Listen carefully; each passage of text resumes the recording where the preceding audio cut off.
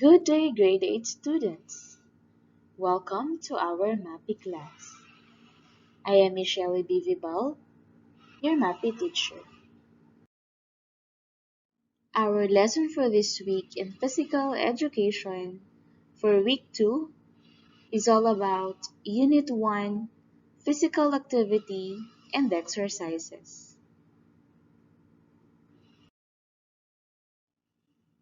Our most essential learning competencies are conducts physical activity and physical fitness assessments of family, school, or peers. Second, prepares a physical activity program. And for our objectives, at the end of the lesson, you should be able to assess the family's strengths and weaknesses and the components of HRF, or health-related fitness. Second, perform exercises to enhance cardiovascular and muscular fitness, and prepare a physical activity program. For your learning task 1, complete the table to show the daily activities of each family member. Identify the health-related components involved. An example is provided in the chart. Okay, so here is the chart and the example given. For the first column, family members. So the example is the father. Age is 53. Occupation, work or job, is a farmer. Activities involved in relation to the occupation, work or job are planting trees and walking. Health-related component involved is endurance. Household activities or chores is fixing a broken faucet. Health-related fitness component involved is strength.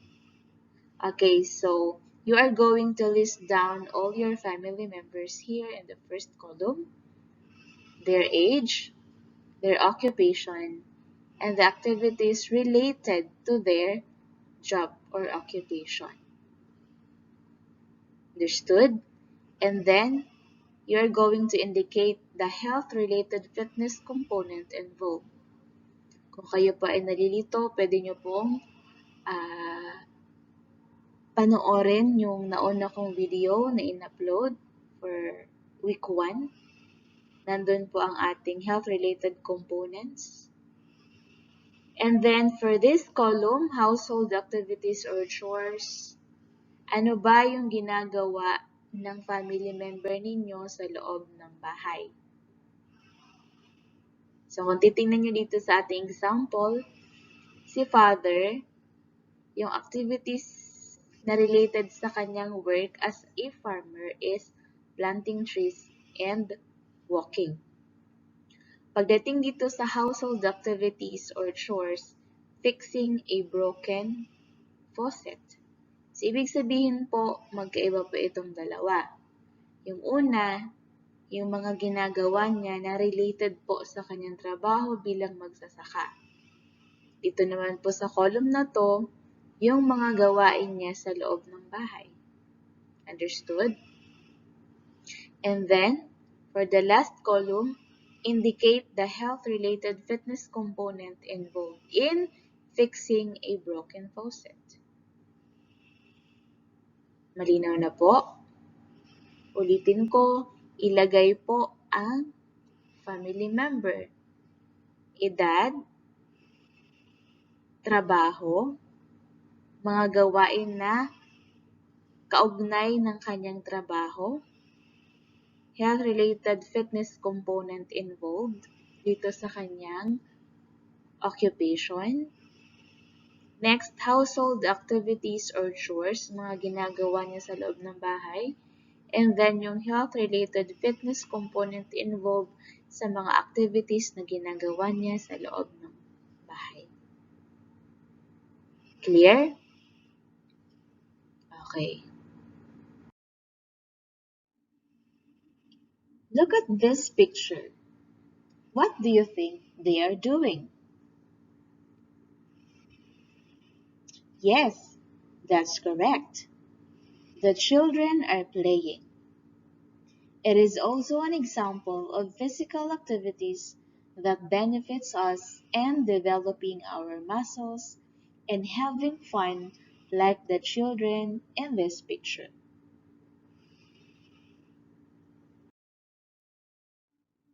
Whatever your age, there is a strong scientific evidence that being physically active can lead the family to a healthy and fulfilling life into old age. If exercise is a pill, it will be one of the most cost-effective pill ever invented. So what do you mean by this? Any idea?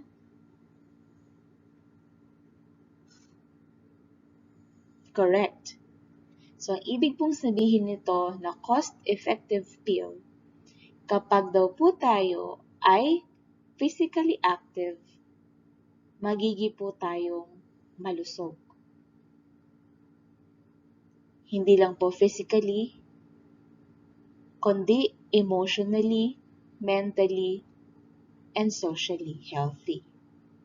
So in other words, pag tayo ay malusog, maliit lamang po ang possibility or chances na tayo ay gumastos ng malaki para sa ating pagpapagamot sapagkat tayo ay malusog at tayo ay makakaiwas sa anumang uri ng sakit. So that is the meaning of cost-effective pill.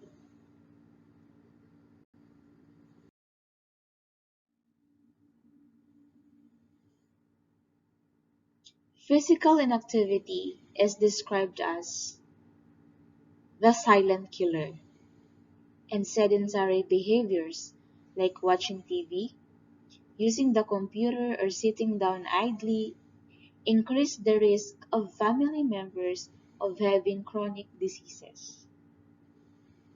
So kung ang physical activities and exercises are considered as the cost-effective pills, physical inactivities referred as the silent killer. Why silent killer? Kasi hindi natin namamalayan, hindi natin napapansin na because of physical inactivities ay unti-unti na tayong nagkakasakit. Kagaya ng nasa pictures na to, yung babae ay okay habang nanonood ng television, siya ay kumakain. And look at the food. Do you think this is healthy? It's not. How about in the second picture? The men are sitting down idly while using the computer. So do you think this activity is healthy? It's not. So kaya sinabing silent killer kasi mas mataas yung chance na tayo ay magkaroon ng iba't ibang chronic diseases na hindi natin namamalayan, hindi natin napapansin. Na unti-unti na pala tayong nagkakasakit because of physical inactivity, because of sedentary lifestyle. Yung lagi lang nakaupo, lagi lang nakahiga, lagi lang nakahilata. So those are the examples of physical inactivities, which is considered as the silent killer. So as a family, build your physical activity and exercise regularly. And whatever age you are, be active your way.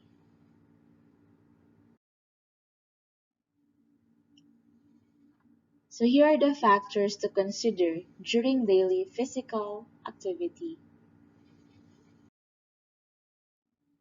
Warm-up exercise.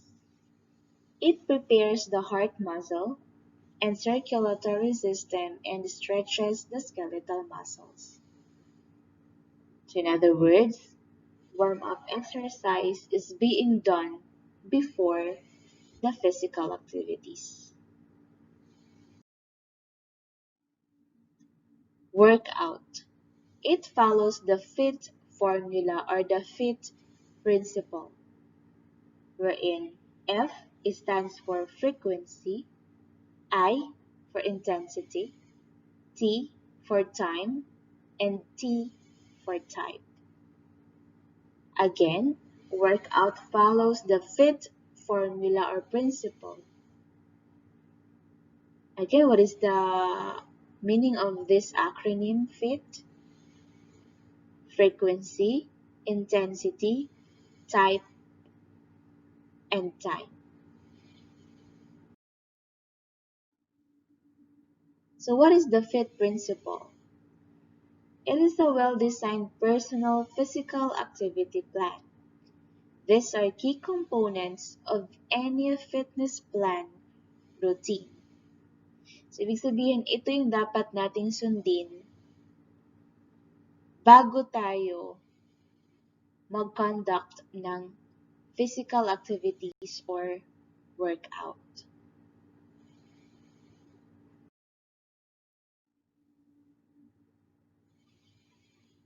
So let's talk about the FITT principle or the FITT formula. The first one is frequency. It refers to how often you do a physical activity. This usually increases over time. So always remember that frequency is how often you do a physical activity. Is it once a week, twice a week, thrice a week, and etc. So that is what you call frequency. Next is intensity. It refers how hard or intense you do a physical activity.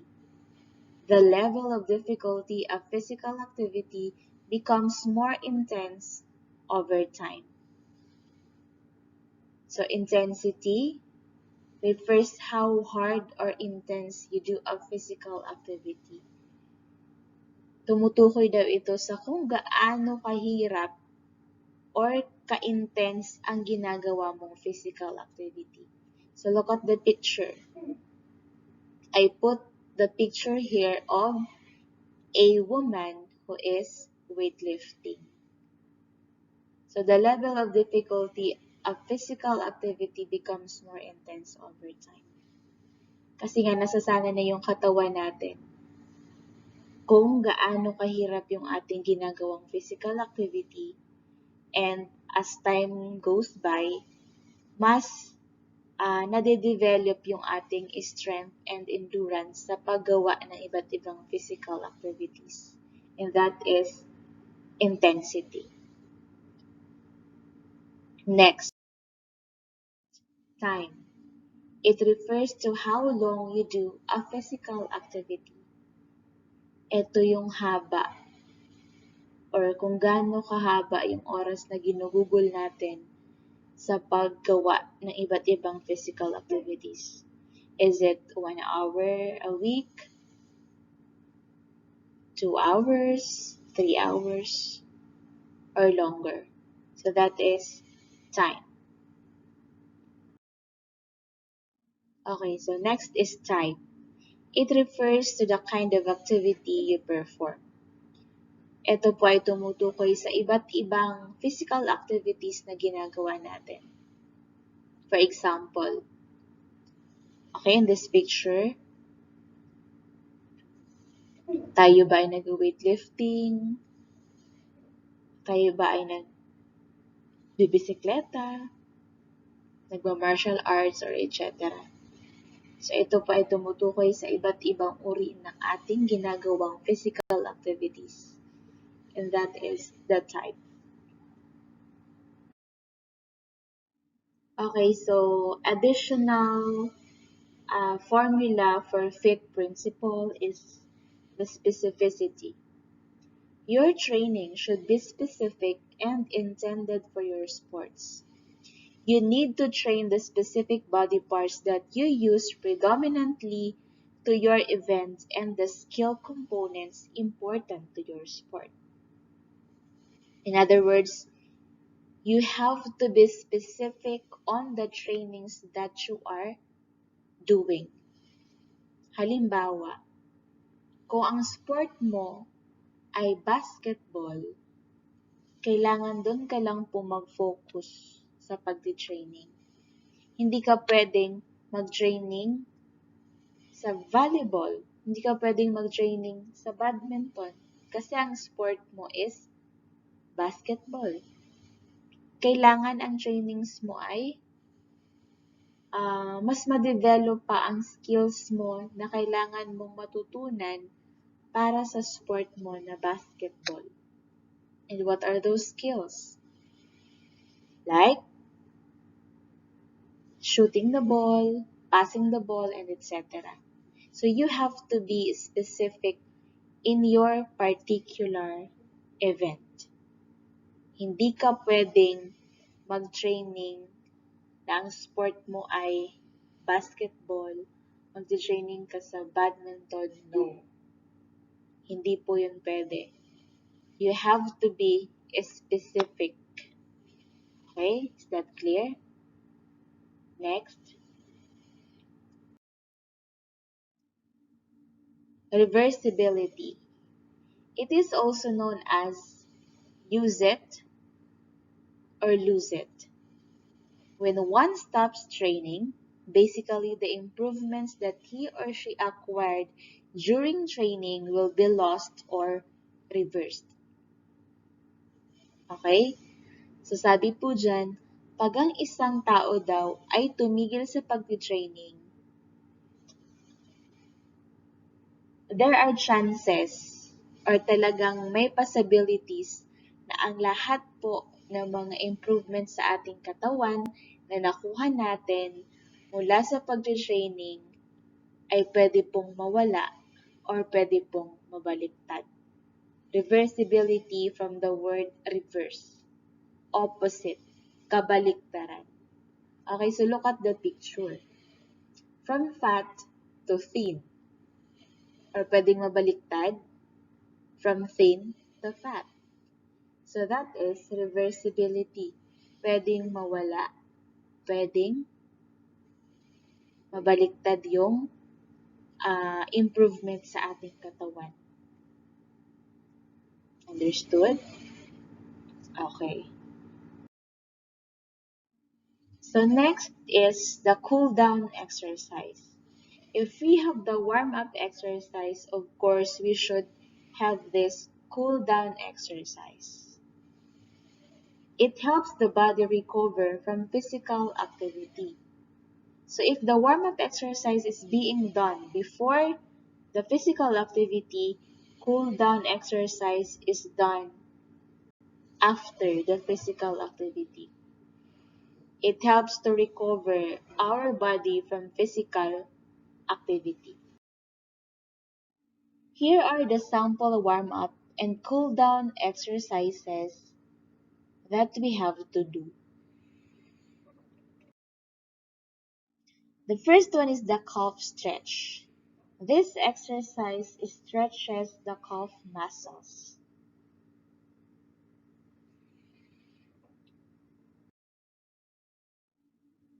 So, here are the procedures.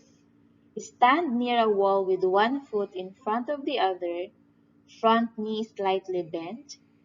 Keep your back knee straight, your heel on the ground, and lean toward the wall. Feel the stretch all along the calf of your back leg. Hold this stretch for 20 to 30 seconds. Next is the leg hug. This exercise stretches hip and back extensor muscle. The procedures: sit down on the mat with your knees bent, your hands hugging your knees, and lift your feet off the floor. Open your arms, extend your legs to a 45-degree angle and lean back. Lift your torso, bend your knees, and return to the starting position. And repeat. Next is the seated side stretch. This exercise stretches the muscles of the trunk. Next is the seated side stretch. Procedures. Sit with the soles of your feet together and bend knees to the sides. Place your right hand on the floor straight from the hip. Inhale and reach your left arm up and over to a side bend. Come back to center and switch sides. Take a breath in the seated position.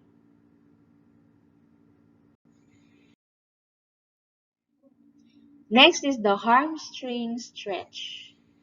This exercise stretches the muscles of the back of the upper leg as well as the hip, knee, and ankle. Procedures. Lie flat on either the ground or a mat with the legs fully stretched out. To stretch the right leg, hold the back of the right knee with both hands. Pull the leg up toward the chest and slowly straighten the knee until it feels as tough it is stretching. Hold the stretch for 10 to 30 seconds.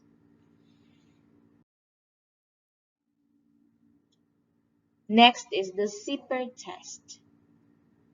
I know you are very familiar with this because you are done doing this kind of exercise. So this exercise stretches the muscles at the back of the arms and the lower chest muscles.